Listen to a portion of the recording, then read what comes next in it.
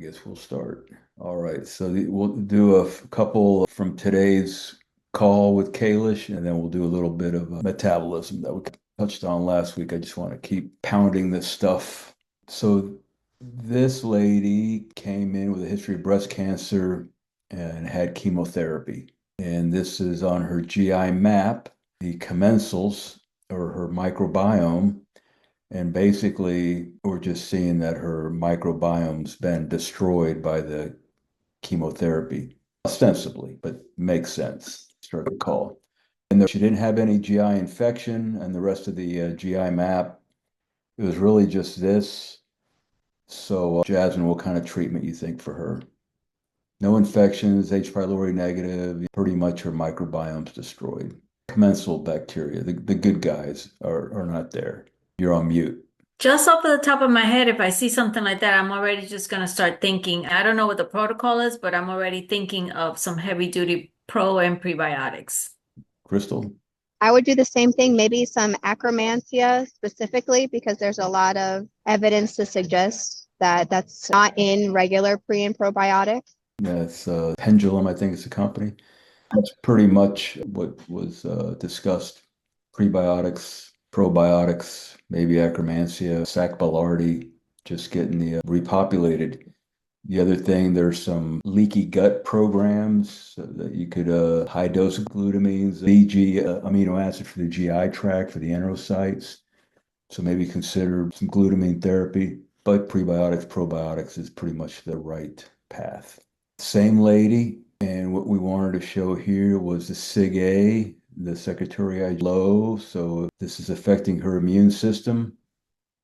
We don't have this is just isolated. They showed us GI map. I don't have any other labs on her, no adrenal or organic acids. I don't think, maybe we do. And then this one's come up a few times. So I promised I'd look it up. And that's kind of what this is. So it's really a marker for real inflammatory bowel disease, Crohn's and UC. So that's why they keep saying GI referrals. So somebody with a super high calprotectin probably needs to get scoped. It needs a colonoscopy is the whole point. Nothing really that I saw about a GI cancer. I think UC can be pre-cancerous, not so much Crohn's, but that's the point of the whole calprotectin story. So that was a poor lady with breast cancer who had chemotherapy, who had her microbiome destroyed. Looks like we lost Cristal. Uh-oh. Got her back. Is this the same lady? So we did have a little bit of organic acid. And what we're seeing here is what Cristal? We talked about this before. Alpha hydroxybutyric acid's elevated. And then its partner down here, pyroglutamic acid, abnormal. What do these two markers tip you off to? I don't know if you can see it from where you're at, Cristal. So alpha hydroxybutyric acid. Is that oxidative stress, basically? Yep. So the glutathione is being depleted? Correct. That's it. That's the very first sign of glutathione depletion is the alpha hydroxybutyric acid. And when the pyroglutamic acid also starts bumping, that's when you're really into oxidative stress now and probably need something like either direct glutathione or some glutathione precursor like NAC, N-acetylcysteine, and glycine. All right, so that's what, and this is the same chemotherapy lady, and of course, oxidative stress makes sense in somebody with chemotherapy. Same lady, lipid peroxide starting to creep up, which is oxidative stress.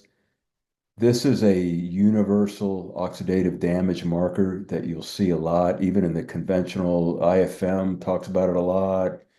This 8-hydroxy-DG, 8-OHDG, it should be 4 or less. Here's and it adjusts for creatinine. So if the creatinine's crazy high, you have to adjust for it. But in general, you want this number to be 4 or less. So another oxidative stress marker, universal one. Of course, the most important one is glutathione. It's according to Richard Lord.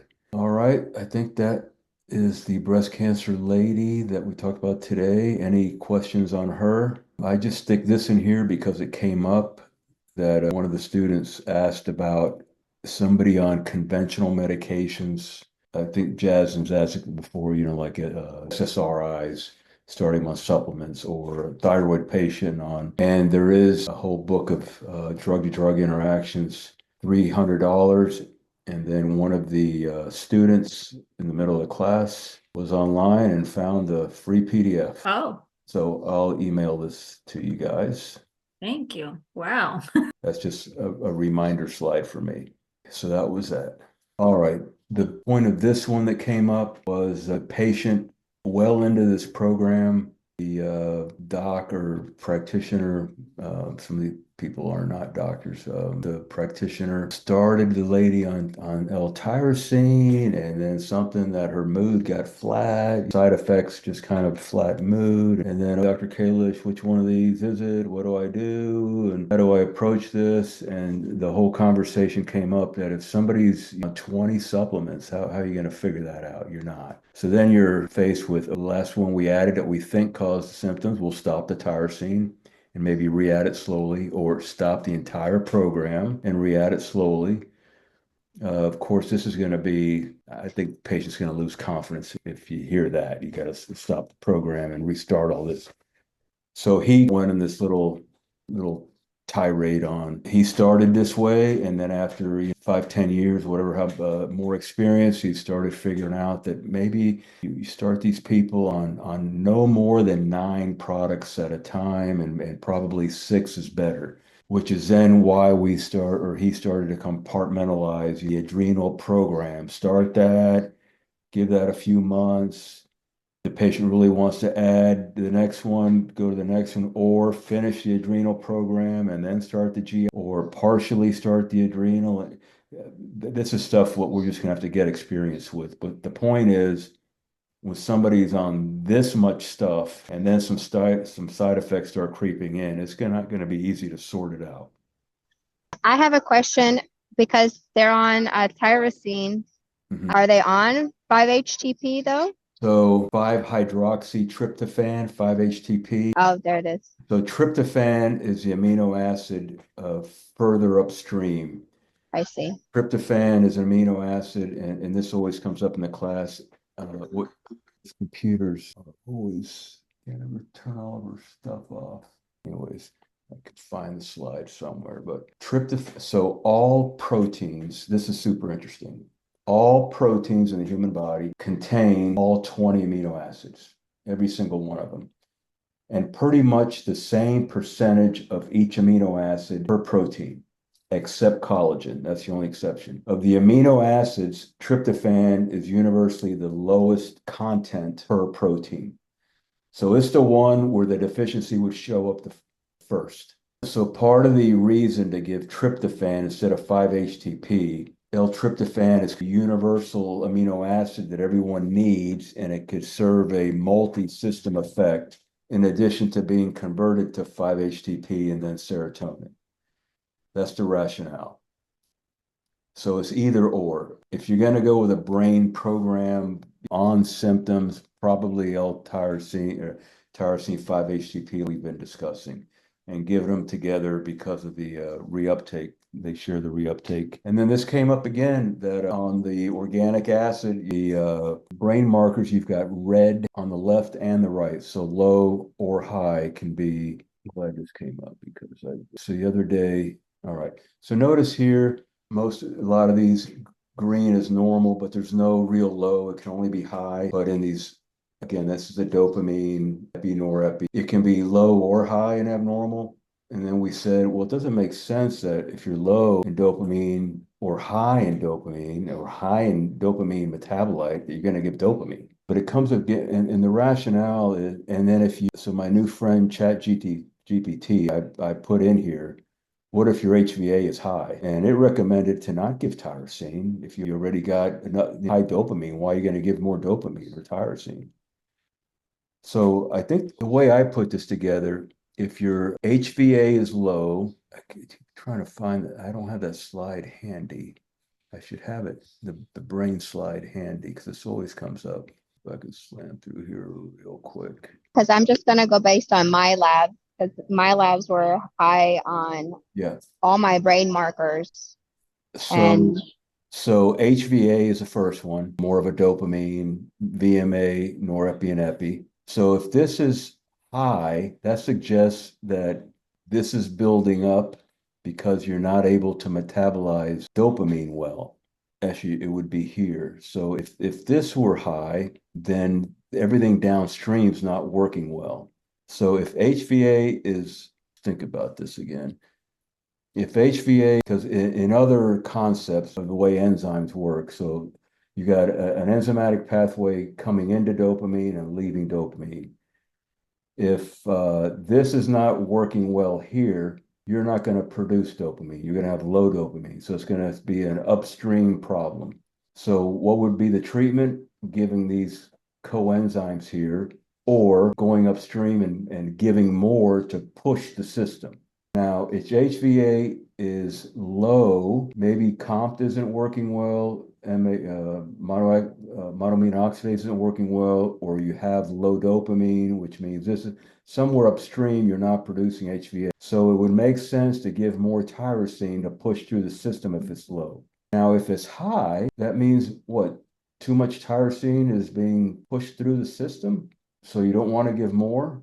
Well, what if this is low and now, or sorry, it's high, and you think you have tyrosine excess because this is high, or dopamine is high. This is in excess, so you're thinking all this is high, and you don't give tyrosine or dopa. Well, if you start giving now whatever coenzymes at this level to start metabolizing this better, you're eventually going to use up your pool of substrate. So in my mind, if this is low, you need to really go high dose tyrosine if they're having symptoms. 6 grams a day, like we talked.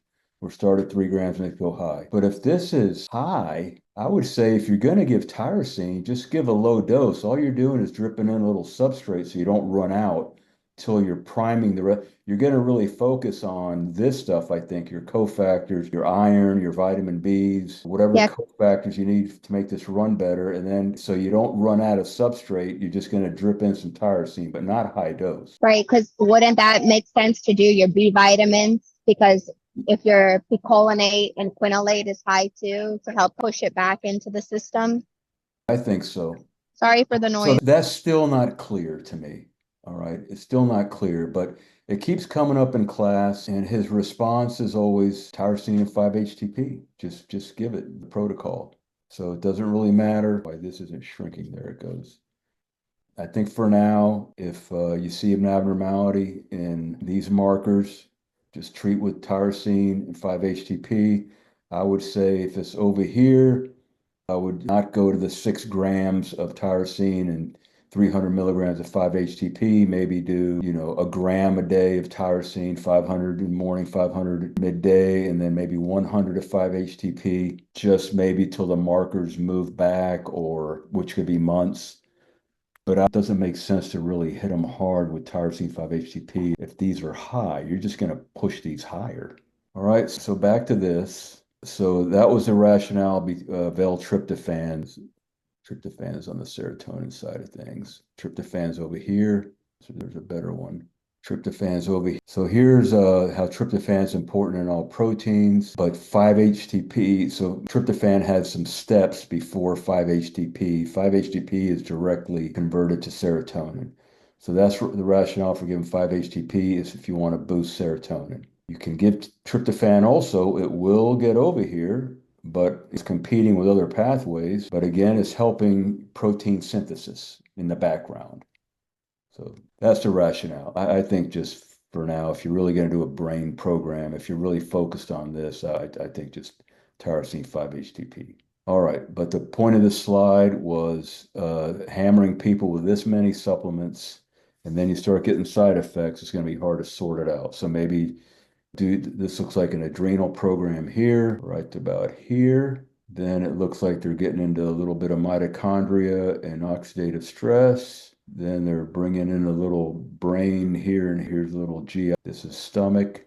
I don't know what labella is, and magnesium is universal. So you got a little bit of adrenal, GI, and brain working at the same time. Maybe just focus on adrenal and then move on. So who wants to tackle this one? First thing is a greater, so again, Your cortisol upon awakening should rise. One thing you can do to stimulate that is looking at light, going out in the sun. It should rise at least 50% from here. So it should at least double. 67 is fairly normal, I think. So probably not much in the way of HPA axis dysregulation, at least looking at the car, which is the main thing for this. Here, you're a little flat in the morning. You're a little high in the afternoon in cortisol, and your DHA is low. So what would you call this? Stage 1, 2, or 3 over here? Maybe stage 1. Jasmine? I was gonna say 1 or 2, maybe closer to 2, but I think so. 1 would be more up here. You could argue 1 because of this is high. It's 1, 2-ish. I think maybe 1 definitely on the way to 2. I'd probably do a stage 2. Now, what about this one? You're on mute, Cristal. So what about the DHEA? Is it low? looks Not like low. it's right in the middle. So it's not really low. The car's a little off, so probably some HPA axis dysfunction, a little too high, too much of a spike in cortisol in the morning. And that's also reflected here. Right. So they're jumping out of bed. So the point here was now look at the ratio. The ratio is low. So the DHEA should be chasing cortisol. It should be higher DHEA. For the ratio to be normal, the DHEA would have to be higher to meet where the cortisol is. So the ratio is low, even though this is, so you could argue that you still got a DHEA lag, or the DHEA is on its way to being low. So you could call this a stage 1, not normal. You could, if the DHEA is completely normal, you could argue that this is a normal response to somebody that just saw a saber-toothed tiger. You're going to jump. But with chronic stress, DHEA starts taking a hit, and cortisol production starts decreasing with chronic stress. All right, so this is the first time that I've ever seen the ratio come up, where if you look at the previous, so sometimes the ratio, this is low, but here we had low DHEA. So this is clearer because the DHEA, I guess, over better data point than here. But in this, so the DHEA ratio doesn't really help us much here because we're paying attention here, it's low. But in this case, the DHEA is normal. So we look over here and we can see, well, the ratio is low. So it looks like they're on their way to dropping this. And we could go ahead and just call them a stage 1 and treat it. All right. This one was interesting. This is a Dutch test, urine metabolites of sex hormones. And I think we've talked before that 4-hydroxy is one that can damage DNA and be precancerous. So 4-hydroxy is a bad one. 4-hydroxy is low here. Expected 4-hydroxys are 7 to 11, and they're 4. The patient is 4. Look at the 2-hydroxy. Expected is 70%, and the patient is 25. And the 16-hydroxy expected is 13 or 20, and the patient is 70. So the 2-hydroxy pathway, low, methylation is low. The 16-hydroxy pathway is high. What does that mean? I don't know exactly, but there's a program for it, how to increase 2-hydroxy estrogen. This is basically broccoli, cruciferous vegetables. This is where this comes from. Sulforaphane or DIM and methylation support, because COMT, co-methyltransferase, is a big methylator. So to help this methylate better. All right, just a factoid. Didn't really fit with symptoms much. Just the discussion came up. All right, so that was today's class. Let me just want to keep hammering metabolism. So carbs and fats. Why are we talking about these two? Why isn't protein included here? What are the 3 macros? Carbs, fats, and proteins. Carbs and fats are really our energy sources, not so much protein. Yes, protein can be used as an energy source, but that's starvation. When there's no carbs or fats around to use, the body uses protein. We don't want the body to use protein for energy. We want the body to use protein for enzymatic reactions, for structural muscle contraction, that sort of thing. So carbohydrates get broken down to glucose, which enters glycolysis and then the Krebs cycle. Fats get broken down into fatty acids, which then enter the mitochondria for beta oxidation. Both of these are carbohydrate carbon to hydrogen bonds, covalent bonds that carry electrons. These electrons get donated to NAD and FAD. So NAD, FAD, think of them as electron carriers. And think of your meals, carbohydrates and fats, like eating electrons in terms of energy. Of course, that's not the spiritual side of eating and brotherly love and having a spiritual meal and connecting with people and something that tastes good. This is just strictly the energy we get from food. You're eating electrons, carbs and fats. Glucose, 6-carbon molecule, pretty much goes to all cells. In the cytoplasm, it undergoes glycolysis, then enters the mitochondria to go into the Krebs cycle, oxidative phosphorylation, in the presence of oxygen. It's aerobic. Produces 2 ATP, produces 4, but uses 2. So 2 net ATP in glycolysis. Not a good energy production efficiency. 36 ATP per glucose if it goes through oxidative phosphorylation.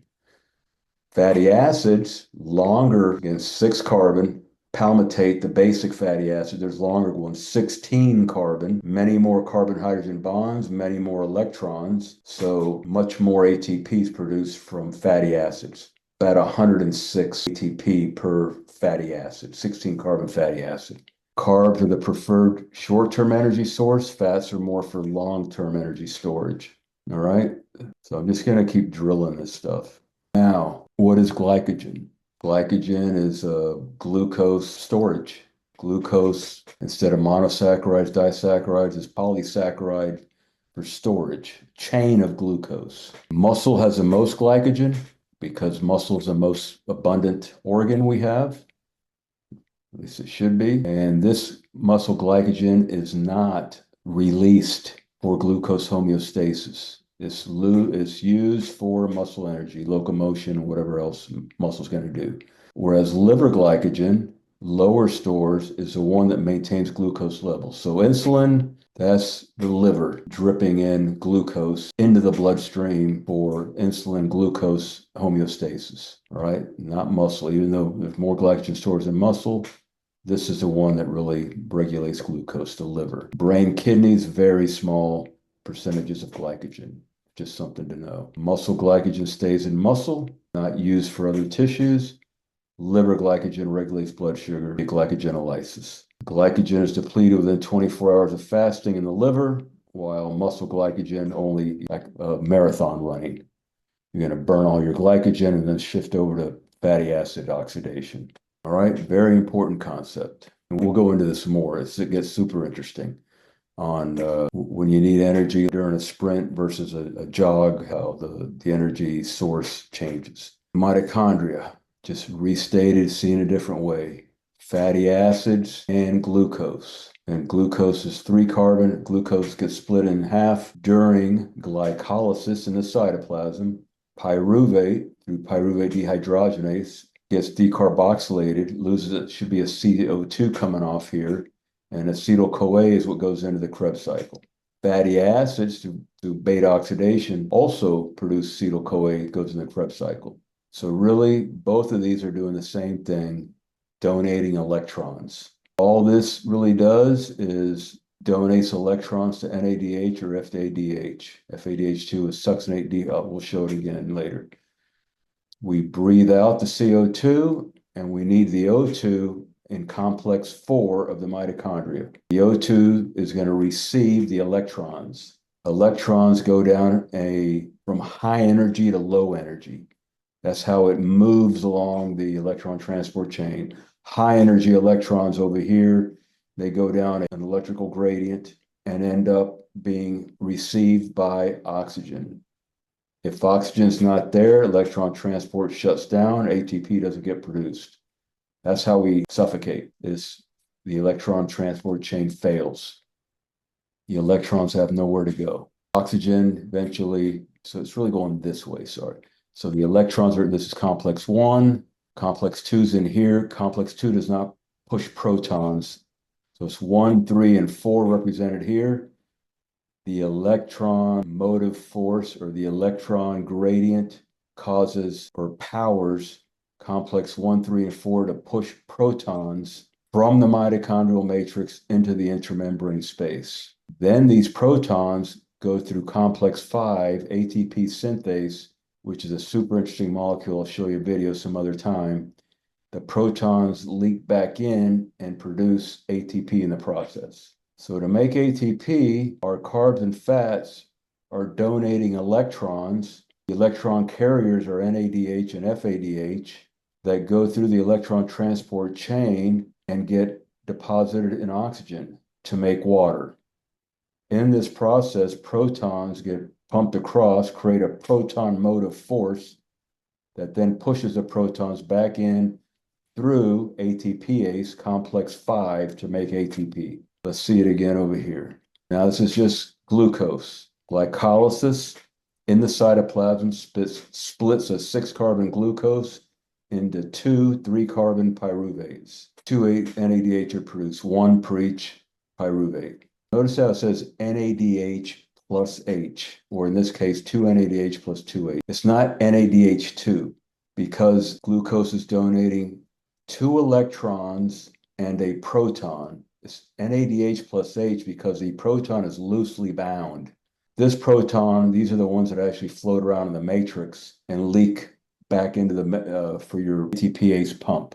So it's NADH plus H. These are just nuances. So these are electrons that go from the carbon-hydrogen bonds in either carbohydrates or fats. NADH and FADH, they do is carry electrons to the electron transport chain. Here we got 10 FADH2 donating electrons. This is going to be complex 1 through 4. The electrons have to go to oxygen to make water. Here are the ATPs being made. The majority of the ATP come out of the electron transport chain to that proton motive force that we just talked about, complex 5. You're just seeing it different ways. Here we're focusing more on the NADH, electron carriers going to the electron transport chain in the presence of oxygen. No oxygen, this shuts down because the gradient doesn't work. Let's see it this way. Complex 1, complex 2, complex 3, complex 4. Notice that complex 2, succinate dehydrogenase, is co-linked to the Krebs cycle. This protein in the mitochondrial membrane, succinate dehydrogenase, is partly in the membrane, in the electron transport chain, and in the Krebs cycle. FADH goes to succinate dehydrogenase. NADH goes to complex 1. These electrons got to flow down a gradient. That's why NADH is higher energy electrons than FADH, which comes in at a lower. NADH will produce 2.5 ATP per NADH, whereas FADH will produce 1.5 ATP because it goes in a lower energy portion of the electron transport cycle. I got to learn how to articulate this stuff. That's why I'm practicing. So this is the electron transport chain. Complex 1 will pump 4 protons across. Complex 2 does not pump any protons at all. Complex 3, 4 protons, and complex 4, only 2 protons get pumped. Complex 4 is where oxygen resides, and the electrons must get dumped to oxygen. In the presence of protons floating around makes water. These protons can also be pumped out into this is matrix, this is intermembrane space. Complex 5, or ATPase, is not depicted here, but it would be over here, and the protons would go down ATPase to produce ATP in the matrix. This just shows that electrons go down an energy gradient, and receiving it at the bottom is O2 to make water. Electrons need O2 to make water. No O2, there's no gradient and nothing to receive it. This is a lower energy state than up here. The NADH is dumping off high energy electrons, and the water is getting the low energy electrons at the bottom of the chain. What is energy? The ability to do work. Energy is this nebulous thing. Chemical bonds have energy, electrical energy, potential energy, kinetic energy. We'll get into it a little more. Energy is just this nebulous term that's something that can do work. But the body's full of redox potentials. So high to low energy is how things move along gradients. Electron transport chain is no different. It goes down an energy gradient along complex 1, 2, 3, 4. Let's see it over here. Protons also move along a gradient, except they need ATPase to get through. So here we're just stating that energy, carbohydrate, is basically giving us a bunch of electrons for respiration. Electrons that then pump protons into the matrix to produce ATP. That's what it boils down to. Our food donates the electrons, which create the proton motive force to make ATP. And then the phosphate getting cleaved through hydrolysis liberates the energy to do the work. ATP does the work, right?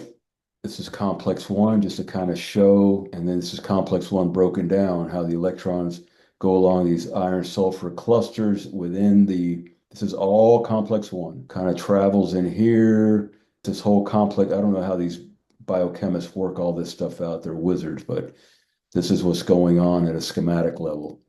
Again, complex one pumps out 4 protons. So this is just breaks down how complex one, by electrons going down their energy gradient, are the energy source to pump the protons from the matrix to the intermembrane space. And then these protons will leak back in way over here at complex 5.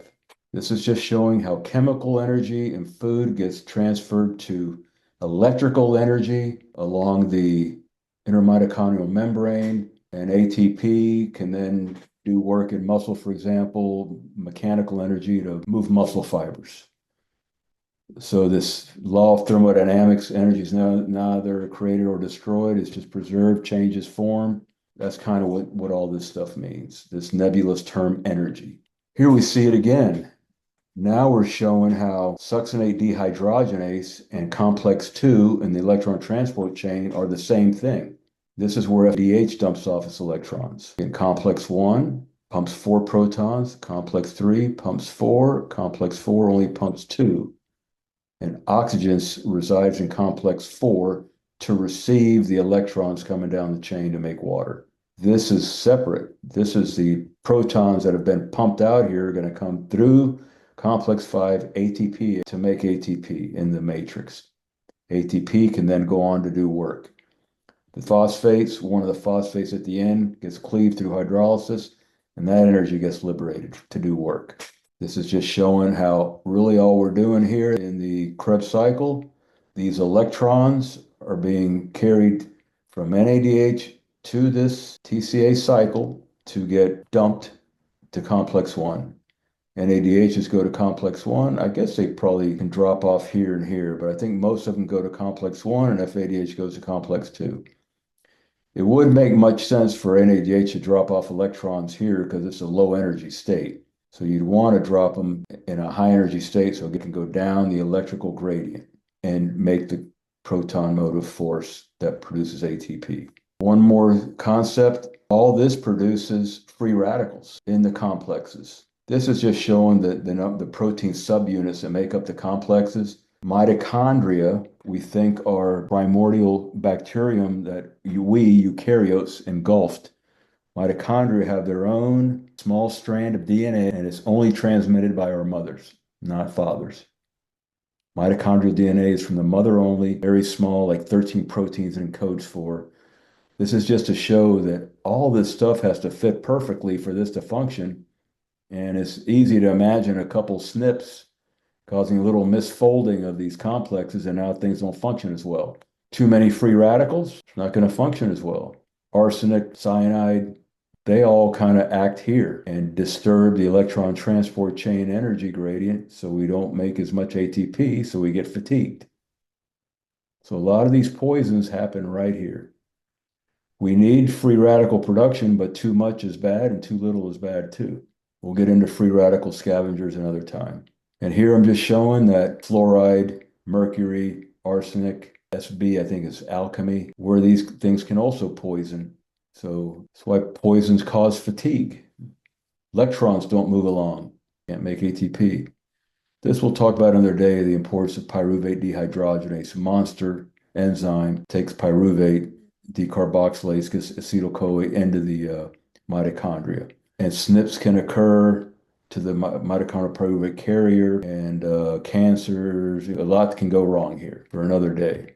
All right, finish up a little bit on fatty acids now. Also the mitochondria, fatty acids, we need carnitine to two places. Cat 1 and 2, that carnitine has to be present to get the fatty acid into the mitochondria, to then go through beta oxidation, to donate acetyl-CoA to the TCA cycle and make ATP. Since we're talking about a 16 carbon palmitate, there's 18 and 20 carbon fatty acids also. We're going to generate more ATP because there's more carbon hydrogen bonds and more CoA going into the cycle.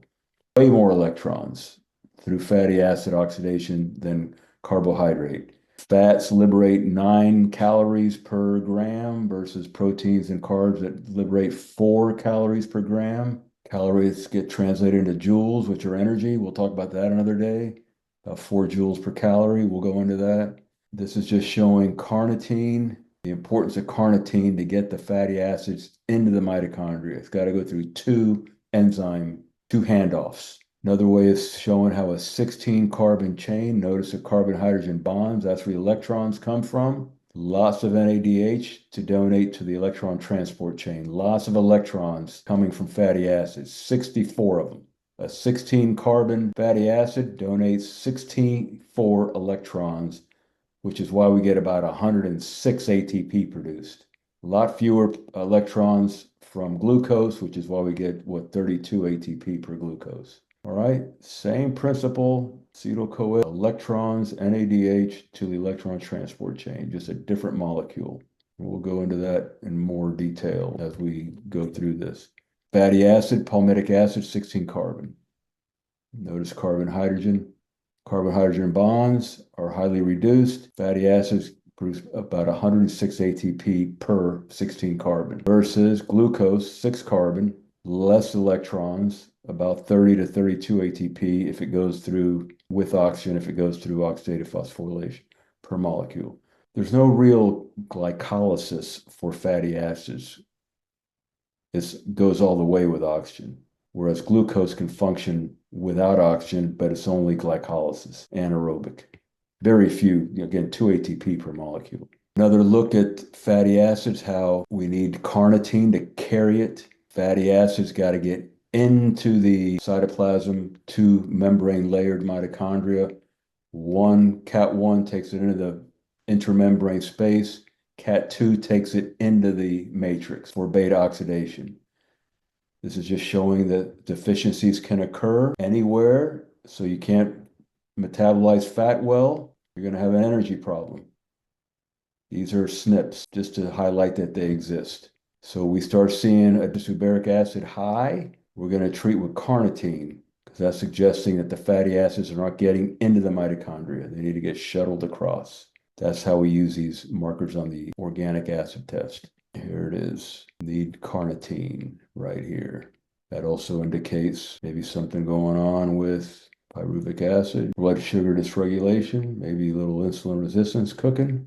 And to finish off, this one came up.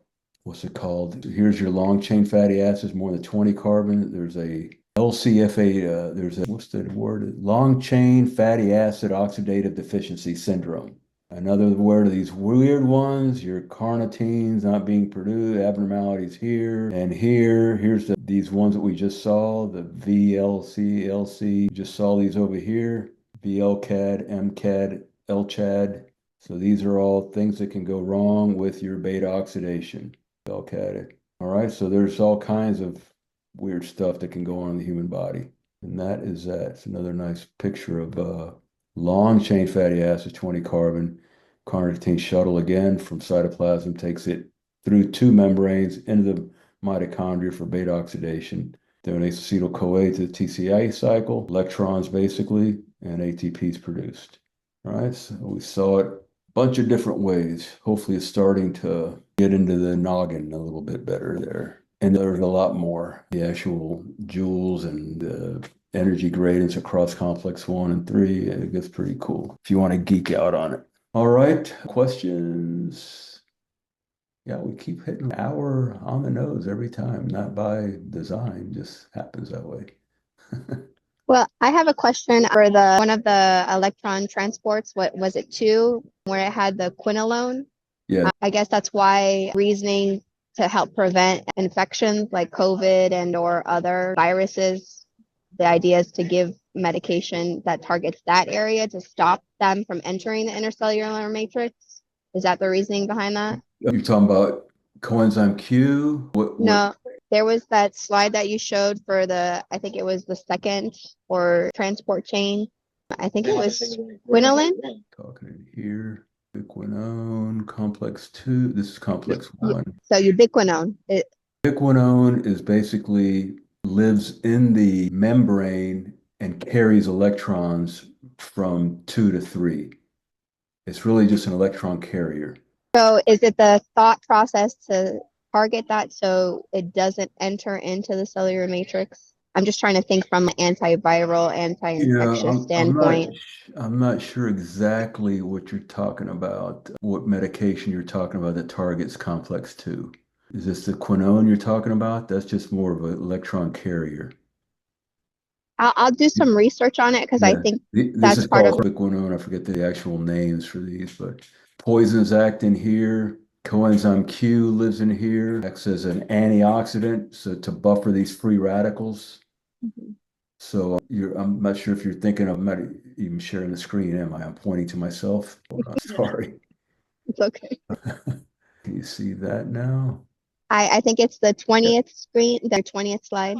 So this is complex 1 only, showing it. I was just complex thinking 1. because I think ubiquinone is part of an antiviral to stay healthy, I think to prevent. ubiquinone is the name of complex 1. I'm going to do more research on that because But what I was pointing to myself, quinone, so coenzyme Q lives in the membrane here. And remember all these oxygen-free radicals, the yellow guys. So that's coenzyme Q buffers a lot of the free radical oxidative stress that's going on here. It's lipid soluble and it lives inside here. But a lot of these quinolones, ubiquinones, they all live in here. This is called cytochrome something complex 4. These are all quinone type compounds. Now, I'm not sure exactly what you're asking though, but look it up and bring it back next time. Anything else? Cool stuff though. I think so. This to me is what functional medicine is, because if you understand when I think of root cause, for me, it's how it should work and where it can go wrong. Not that you're actually going to figure it out, but at least you know where it can go wrong and where and why and how energy is produced. Of course, put this in context. Again, we're 37 trillion cells. How many of those are muscle cells? And muscle cells are probably 10 to 100,000 mitochondria. Within each mitochondria, probably 10 to 100,000 complex 1s. So how many electrons are floating around in there? How many moles of electron? The numbers are incomprehensible. So, well, I think that's part of you can say if it's going wrong, it's really going wrong. It's amplified, right? That's where, disease, conventional the wheels have fallen off. Functional, stuff going on, but things are working still. Maybe just needs a little tune-up, a little efficiency or something that you can kind of, but when the wheels fall off, you need a couple, fold a couple of these proteins wrong and things don't quite fit well in an enzyme. I think that's a good point for patients, is just to see how this is magnified throughout our entire body. I think that would help them understand the importance of this type of why we have to say this out loud so you can communicate this, because it is a lot. Okay, and we'll see you next time. Bye.